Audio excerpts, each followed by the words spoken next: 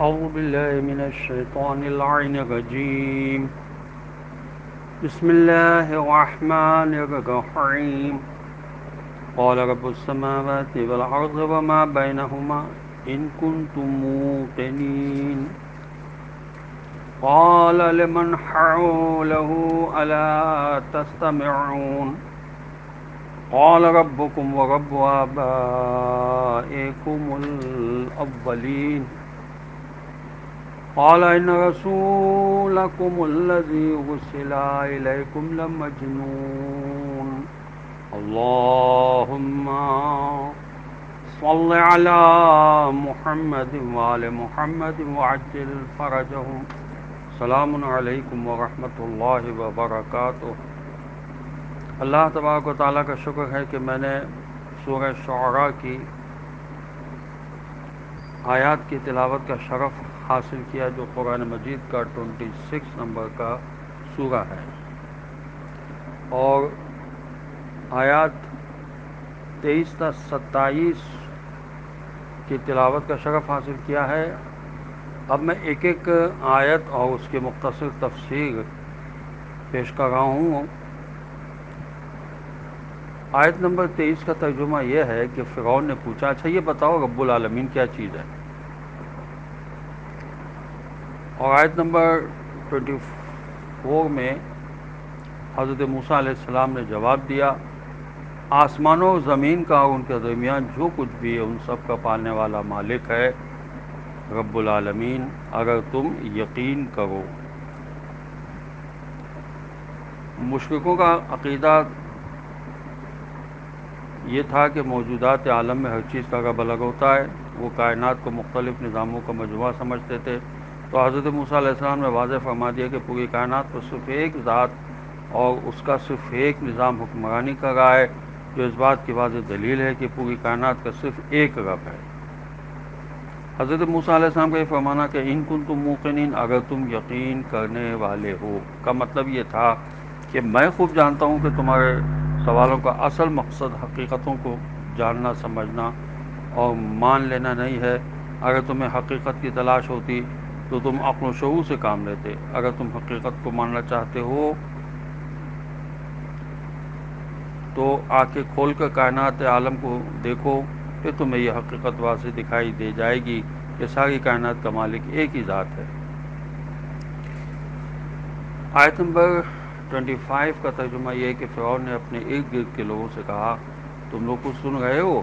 تو فرعون نے حضرت موسیٰ علیہ السلام کا جواب سن کر اپنے درباریوں سے کہا، تم نے موسیٰ علیہ السلام کا جواب سنا؟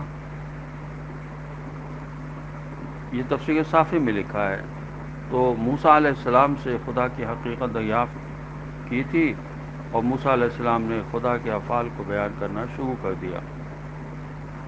تفسیر نور الثقلین میں اس آیت کی ذیل میں لکھا ہے کہ محققین نے نتیجہ نکالا کہ خدا کی ذات کو ہم نہیں پہچان سکتے، ہم خدا کو صرف اس کے افعال اور صفات ہی سے پہچان سکتے ہیں۔ اس لیے ہمیں یہ حکم دیا گیا ہے کہ ہم خدا کی صفات، افعال اور تخلیقات پر غور و فکر کریں۔ اس کی ذات ہماری عقلوں کے لیے نافہم ہے۔ اور ایک تفسیر میں یہ بھی لکھا ہے کہ فرعون حقیقتوں کو سمجھنا چاہتا ہی نہ تھا، حق بات ماننے پر آمادہ ہی نہ تھا، اس میں طلب حق نام کی کوئی چیز نہیں تھی، اسی لیے اس نے بجائے غور و فکر کرنے کے طنز و طعن، غرور و نخوت سے کام لیا۔ اپنے ارد گرد جو لوگ موجود تھے ان کو دیکھا اور مذاقاً کہا کہ تم سن رہے ہو کہ موسیٰ علیہ السلام کیا کہہ رہے ہیں؟ ظاہر ہے کہ فرعون کے پاس اسی جیسے بیٹھے ہوں گے، جیسے روح ویسے وہی فرشتے، اور سب نے حضرت موسیٰ علیہ السلام کی بات کو مذاق میں اڑانے کی کوشش کی اور فرعون کی دلجوئی کی۔ یہ تفسیر نمونہ میں لکھا ہے۔ حضرت ابن عباس فرماتے ہیں کہ اس وقت فرعون کے ارد گرد اس کے 500 خوشامدی ٹٹو موجود تھے، جو فرعون کے خاص و خاص مصاحب یا درباری تھے، اور تفسیر ابن عباس نے بھی اس کو نقل کیا ہے۔ آیت نمبر 26 کا ترجمہ یہ ہے کہ موسیٰ علیہ السلام نے مزید فرمایا کہ تم سب کا پالنے والا مالک اور تمہارے پہلے کے گزرے ہوئے تمام آباء و اجداد کا بھی پالنے والا وہی مالک ہے۔ اصل میں حضرت موسیٰ علیہ السلام کا یہ خطاب فرعون کے درباریوں سے تھا، کیونکہ فرعون نے پہلے کہا تھا کہ سنتے ہو۔ اس پر حضرت موسیٰ علیہ السلام نے فرمایا کہ میں چھوٹے چھوٹے من گھڑت تمہارے جھوٹے خداؤں کا نمائندہ نہیں ہوں، میں صرف اس مالک کا نمائندہ ہوں اور اس کو ماننے والا ہوں جو تمام جہانوں کا مالک ہے اور پالنے والا ہے، جو فرعون کا بھی مالک ہے اور تمہارا بھی اور تمہارے گزرے ہوئے باپ داداؤں کا بھی ہے۔ علامہ مودودی صاحب نے اپنی تفسیر تفہیم القرآن میں لکھا ہے، حضرت موسیٰ علیہ السلام نے بلا خوف و خطر فرمایا کہ وہ تمہارا بھی پالنے والا مالک ہے اور تمہارے پہلے کے گزرے ہوئے آباء و اجداد کا بھی مالک ہے۔ گویا حضرت موسیٰ علیہ السلام نے پہلے آفاق کے ذریعے سے خدا کو پہچانوایا، پھر انفس کے ذریعے سے یعنی نفس کے ذریعے سے انسانی روح اور جسم کے حوالے سے خداوند عالم کی ربوبیت کے آثار دکھائے، تاکہ یہ مغرور اور متکبر لوگ جو فرعون کی حاشیہ برداری کر رہے تھے کم از کم خود اپنے بارے میں ہی سوچ لیں کہ ان کو کس نے نواز رکھا ہے۔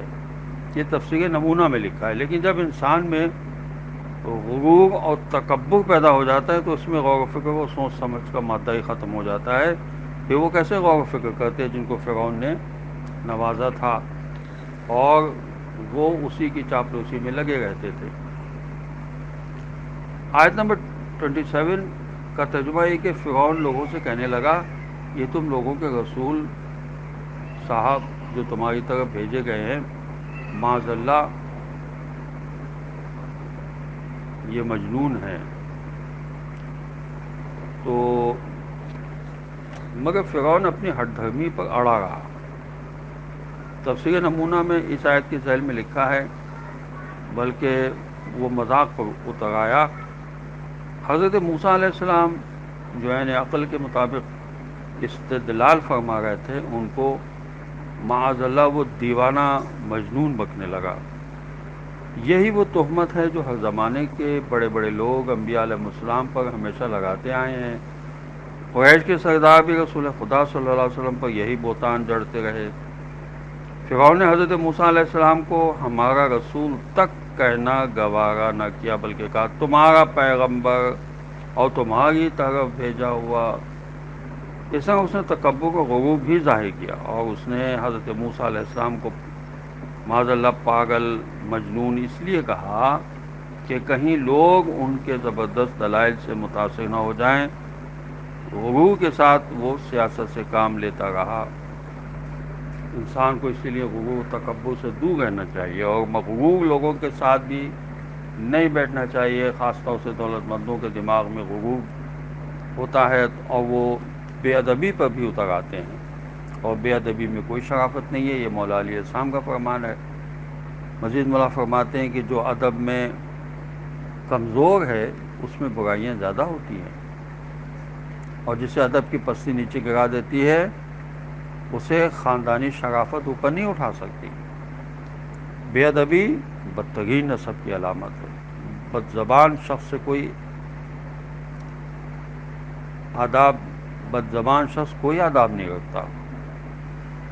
مزید مولا فرماتے ہیں کہ نفس کی تخلیق سوء ادب پر ہوئی ہے، اور بندے کو اچھے ادب کے اختیار کرنے کا حکم دیا گیا ہے۔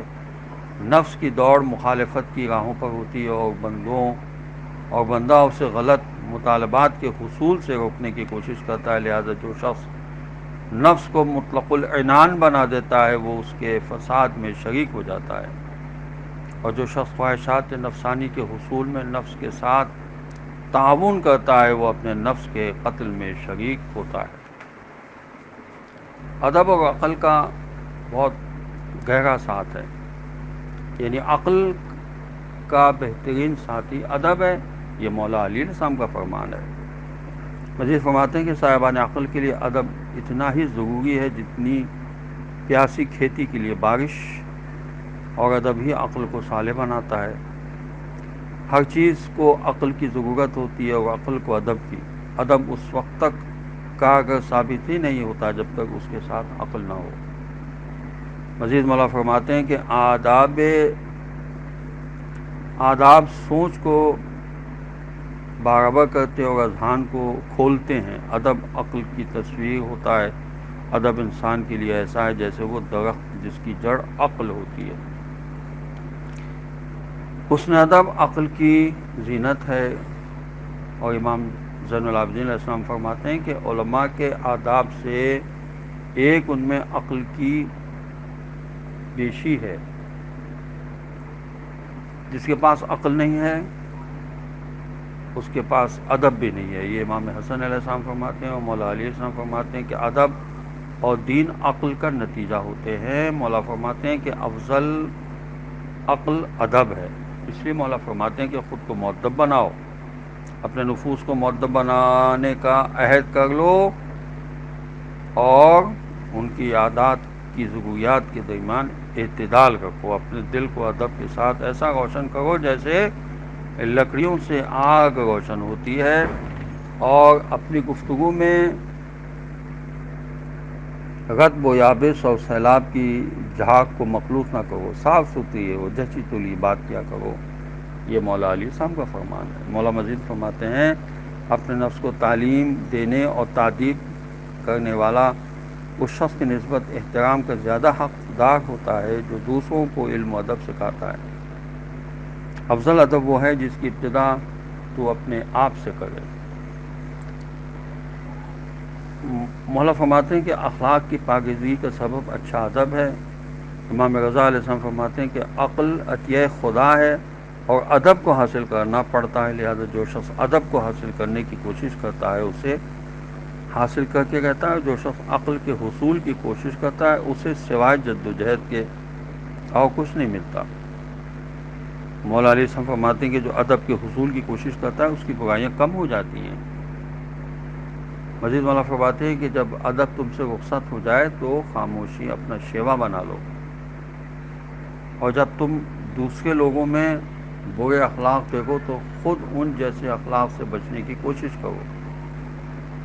مولا فرماتے ہیں کہ عاقبت کے لحاظ سے زیادہ قابل تعریف، انجام کے لحاظ سے زیادہ لذیذ، برے ادب کو سب سے زیادہ دور کرنے والی اور مقصد کے حصول کے لیے سب سے زیادہ معاون صبر سے بڑھ کر اور کوئی چیز ہے ہی نہیں۔ حضرت علیہ السلام فرماتے ہیں کہ زمانے پر قابو نہیں پایا جا سکتا مگر عقل کے ساتھ، اور ادب پر قابو نہیں پایا جا سکتا مگر بحث و مباحثے کے ساتھ۔ حضرت عیسیٰ علیہ السلام سے پوچھا گیا کہ آپ کو ادب کس نے سکھایا ہے؟ تو انہوں نے فرمایا مجھے کسی نے ادب نہیں سکھایا بلکہ میں جاہلوں کی برائیوں کو دیکھتا ہوں اور ان سے پرہیز کرتا ہوں۔ خداوندہ تو ہمیں ان لوگوں میں شامل کر جنہوں نے علم کو تندہی سے اختیار کیا اور فہم و شعور کے ذریعے اپنے آپ کو مؤدب بنایا۔ یہ امام زین العابدین علیہ السلام کی دعا ہے، اور اسی میں پروردگار ہم بھی شامل ہیں۔ ہماری بھی یہ دعا ہے کہ تو ہمیں قرآن اور رسول اور آل رسول علیہ الصلاۃ والسلام کے معارف کو سمجھنے کی توفیق عطا فرما، اور علم و ادب سے تمام مومنین و مومنات کو مالا مال فرما دے، تاکہ ہم ظہور امام عجل اللہ تعالیٰ فرج و شریف کے قابل ہو سکیں اور ان کی تیاری کر سکیں، اور ان کی خدمت میں اپنی جانوں کا نذرانہ پیش کرنے کے لیے اپنے آپ کو تیار کر سکیں۔ والسلام علیکم ورحمۃ اللہ وبرکاتہ۔